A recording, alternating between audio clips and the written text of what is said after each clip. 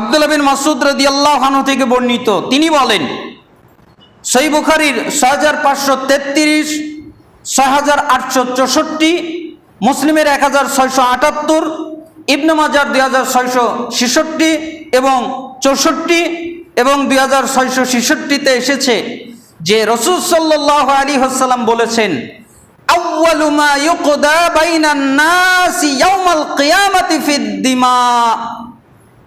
কিয়ামতের দিন মানব অধিকারের, মানুষদের যতগুলো অধিকার আছে, এই অধিকারের মধ্যে সর্বপ্রথম যেই বিষয়ে হিসেব নেওয়া হবে তা হলো রক্তের। মানুষের রক্ত কেন বের করেছে, কেন তার রক্ত ঝরিয়েছে, এই হিসাবটা মানব অধিকারের মধ্যে আল্লাহ তাআলা সর্বপ্রথম এই হিসাবটা তাদের কাছ থেকে নেবেন, কেন তারা অবৈধভাবে রক্তপাত করলো। আবু সাঈদ এবং আবু হুরায়রা থেকে বর্ণিত খুবই ভয়ঙ্কর একটা হাদিস। রাসূল সাল্লাল্লাহু আলাইহি ওয়াসাল্লাম বলেন, তিরমিজির 1398 নম্বর হাদিস, লাউ আন্না আহলাস সামাই ওয়া আহলাল আরদি ইশতারাকু ফি দামি মুমিন লা আকাব্বাহুমুল্লাহু ফিন্নার।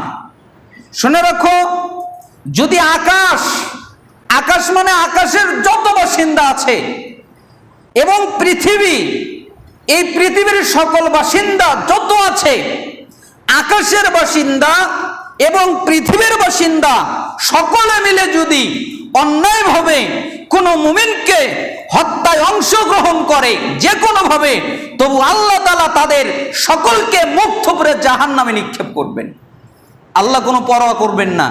কত মানুষ মিলে হত্যা করেছে, কত মানুষ অংশগ্রহণ করেছে, এতে আল্লাহর কোনো পরোয়া নেই। আল্লাহ সবাইকে, একটা মানুষকে হত্যা করার পিছনে বাংলাদেশের সবাই যদি দায়ী থাকে, একটা মানুষকে হত্যা করার পিছনে এই পৃথিবীর সবাই যদি দায়ী থাকে, তাহলে আল্লাহ তাআলা পৃথিবীর সবাইকে জাহান্নামে নিক্ষেপ করবেন, এতে আল্লাহ কারো পরোয়া করবেন না। কত ভয়ঙ্কর কথা! তাহলে মানুষকে অন্যায়ভাবে হত্যা করা কত জটিল এবং কঠিন পাপ হতে পারে।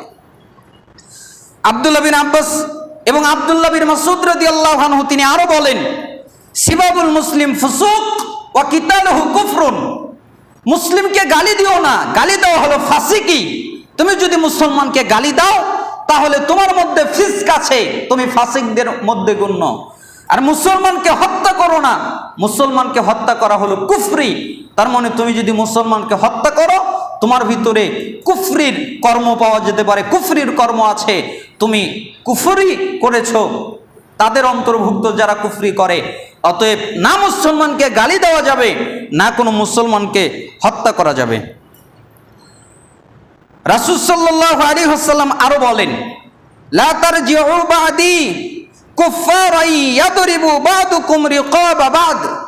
শোনো, আমার ইন্তেকালের পরে, আমি যখন মারা যাব, তখন তোমরা কাফের হয়ে যাও না, মানে পরস্পরকে হত্যা করো না। তোমরা যদি পরস্পরকে হত্যা করো, কাফের হয়ে যাবে। অতএব আমার মৃত্যুর পরে তোমরা একজন আর একজন কাফের হয়ে যেও না। বুখারীর 121 নম্বর হাদিস, আর অনেক কিতাবের মধ্যে হাদিসটা রয়েছে। আব্দুল্লাহ বিন আমর রাদিয়াল্লাহু আনহু তিনি আরো বলেন, রাসূল সাল্লাল্লাহু আলাইহি ওয়াসাল্লাম বলেছেন, লা যাওয়ালুদ দুনিয়া আহওয়ানু আলাল্লাহ মিন কতলি রাজুলিন মুসলিম। আল্লাহ তাআলার নিকট পুরো বিশ্ব ধ্বংস হয়ে যাওয়া অধিকতর সহজ। যদি পুরো পৃথিবী ধ্বংস আল্লাহ করে দেয়, এটা সহজ, আল্লাহর কাছে অতীব সহজ। পৃথিবী ধ্বংস করলো কেউ, অথবা পৃথিবী ধ্বংস হয়ে গেল, এটা আল্লাহর কাছে খুব সহজ একটা মুমিনকে হত্যা করার চাইতে। অর্থাৎ পৃথিবী যদি ধ্বংস হয়ে যায়, আল্লাহর কাছে এত কঠিন নয়, আল্লাহর কাছে সহজ। সে এত বড় পাপী নয়, কিন্তু যত বড় পাপী হচ্ছে একটা মুমিনকে, একটা মুসলিমকে অবৈধভাবে যদি হত্যা করে। এটা তিরমিজির 1395 নম্বর হাদিস। এবার শুধু মুসলিম না, এবার দেখেন হাদিসে আসছে কাফেরদের বিরুদ্ধে। কাফেরদের জন্য রাসূল সাল্লাল্লাহু আলাইহি সাল্লাম বলেন, মান কাতালা মুআহাদান লাম ইউরাহ রাইহাতুল জান্নাহ ওয়া ইন্না রিহাহা তুজাদু মিন মাসিরাহ আরবাঈনা আমান। তিনি বললেন, বুখারীর 3166 নম্বর হাদিস, যে ব্যক্তি চুক্তিবদ্ধ, তার মানে কোনো কাফের মুসলমানের দেশে থাকে, চুক্তির মাধ্যমে সে কর দেয়, সে ট্যাক্স দেয়, সরকার তার কাছ থেকে যা পাওনা সে তা দেয়, এরকম কোনো চুক্তিবদ্ধ কাফেরকে যদি কেউ হত্যা করলো, তাহলে সে জান্নাতের সুঘ্রাণ পাবে না, জান্নাত পাবে না। কাকে হত্যা করলো? একটা কাফেরকে হত্যা করলো অবৈধভাবে, অন্যায়ভাবে। সে কোনো অন্যায় করেনি, সে কোনো অপরাধ করেনি, সে চুক্তিবদ্ধ একটা কাফের, তাকে যদি হত্যা করে, তাহলে যে হত্যা করেছে সে জান্নাতের সুঘ্রাণ পাবে না। আর জান্নাতের সুঘ্রাণ পাওয়া যায় 40 বছরের রাস্তার দূরত্ব থেকে, অর্থাৎ 40 বছরের রাস্তা যত দূরে, তত দূর থেকে জান্নাতের সুঘ্রাণ পাওয়া যায়। তার মানে তারও অনেক দূরে সে অবস্থান করবে, জান্নাতের ঘ্রাণ সে পাবে না যদি চুক্তিবদ্ধ কোনো কাফেরকে হত্যা করে।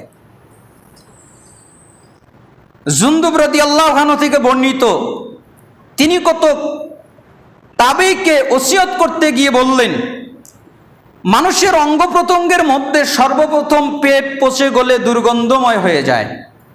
সুতরাং যার পক্ষে সম্ভব সে যেন পেটটাকে রক্ষা করে, অর্থাৎ তার ভিতরে যেন হালাল এবং পবিত্র বস্তুই ভিতরে যায়, হালাল এবং পবিত্র বস্তু যেন ভক্ষণ করে খায়, এর মাধ্যমে তার পেটকে রক্ষা করা যাবে।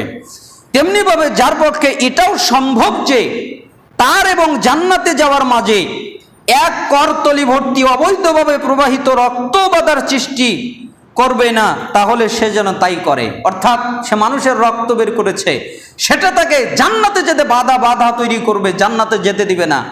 এক চুল্লি পরিমাণ একটা এই হাতের উপরিভাগে সামান্য একটু রক্ত রাখলে, যতটুকু রক্ত রাখা সম্ভব, এতটুকু রক্তও যদি কেউ কারো প্রবাহিত করে, তাহলে জান্নাতে যাওয়ার মধ্যে তার বাধা তৈরি হবে। অতএব কেউ যেন তার রক্তপাত না করে। আর আমরা বাংলাদেশের দিকে তাকালে, পৃথিবীর দিকে তাকালে দেখতে পাই মানুষ মানুষকে অবৈধভাবে, অন্যায়ভাবে হত্যা করে বেড়াচ্ছে। রাসূল সাল্লাল্লাহু আলাইহি ওয়াসাল্লাম সাহাবী আব্দুল্লাহ বিন উমর রাদিয়াল্লাহু আনহুমা, একদিন তিনি কাবা শরীফের কাছে গেলেন, এরপরে কাবা শরীফকে লক্ষ্য করে বললেন, মা আযমাক ওয়া আযমা হুরমাতাক, তুমি কতই না সম্মানী, তুমি কতই না মর্যাদাশীল, তোমার সম্মান অনেক বেশি, তোমার মর্যাদা অনেক বেশি। ওয়াল মুমিনু আযমু হুরমাতান ইনদাল্লাহি মিনক, তবে শোনো, একজন মুমিনের মর্যাদা আল্লাহর কাছে, হে কাবাঘর, তোমার চাইতেও বেশি।